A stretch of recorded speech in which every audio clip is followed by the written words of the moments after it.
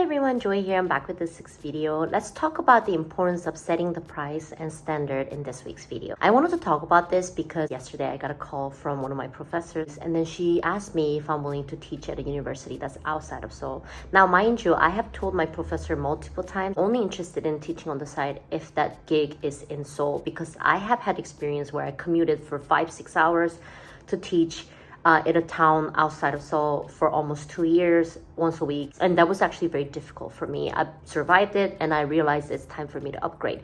But she offered me another opportunity that was similar like that.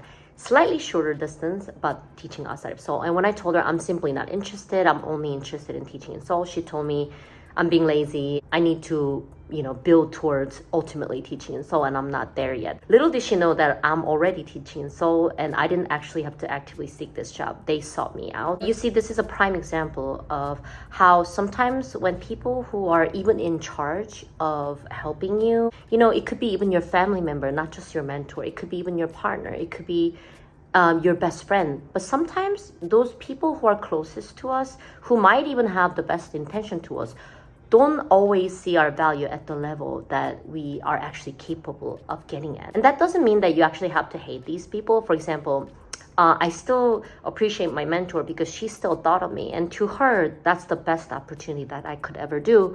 And I have no desire in convincing her because, again, I've already repeated myself multiple times that I feel like I'm ready. And I knew that I was good enough. But for her, I'm not good enough for that. And that doesn't mean that she hates me. Gray area. I try to think away from black and white, which is how I used to think before. I think that there is certain level of good intention in what she says, but that doesn't mean that I always have to give her what she wants from me. Does that make sense? It's the same thing in dating, right? A guy that's making less than $3,000 a month that always tries to go 50-50 with women might be like, I'm the best that she could ever have, you should be grateful, you should want to have my children without an actual diamond ring, whatever. They wouldn't know that I am actually dating someone that pays all my bills and buys me flowers every month. But that might be an impossible option for a guy that would not even buy you flowers for a Valentine's Day. Does that make sense? And no amount of me convincing them that I'm worth it will actually convince them, because to them, that's the best they'll ever be. And in their eyes, I am literally refusing the best that I could ever have from them. And they're not wrong. Do you know what I mean? That professor that offered me that gig, that's the best that she could offer me because she doesn't have any connections in Seoul, maybe. Or maybe in her mind, I'm just not good enough for that yet. And, once you repeat yourself a couple of times to somebody and they still don't agree with your price, that means it's time to walk away from the negotiating table. And you guys know I love to read nonfiction books, and I've read a few books about negotiation. I wouldn't call myself an expert. I'm still working on it. I'm still learning. I'm still figuring things out as I'm running my business, so on and so forth. But again, speaking of running my business, I also realized the same thing, that if you lower your prices, then you will probably have more people come in. But a lot of those people only have loyalty to you because of your low price. Guys that don't pay for you tend to be worse partners. Just as how clients that only come to you when you're cheap tend to be worse clients because they have no loyalty. They don't actually value your work. They're only there because it's cheap.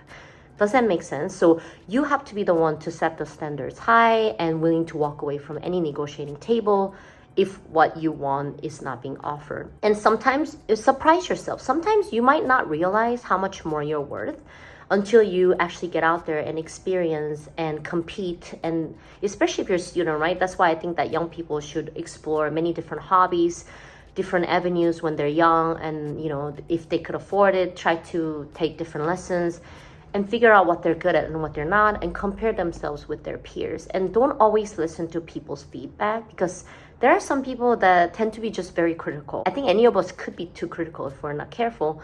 Just keep in mind, whenever people say something critical, that doesn't mean that they are an expert in that area. And I also know that it's a waste of my time to convince people that I'm actually worth more, that I'm actually worthy of better opportunity, if they themselves, the best that they could ever get, according to them, is, teaching outside of Seoul, I guess. And I didn't even feel the need to, for example, tell my professor that I am already working in Seoul, because what would that accomplish? That would probably give her some shock. When people assume that you are worth, let's say, 4 out of 10, there's no convincing these people because that's the way they see the world. They always think that other people deserve less because they themselves believe they deserve less, or maybe they have some grandiosity that think that everybody else deserves less than them. Either way, it's a waste of your time to try and convince them. But what's not a waste of your time is figuring out how much value that you want to get and set your own standard and price, and look for people who are willing to meet that. And if no one's meeting that and you're brave enough to walk away from any negotiating table that are not giving you what you're looking for, then you can always take that time and energy and work on yourself. And that's what I want to talk about for this week. I hope you guys learn to set higher standards for yourself, and good luck with everything. Bye! Mwah.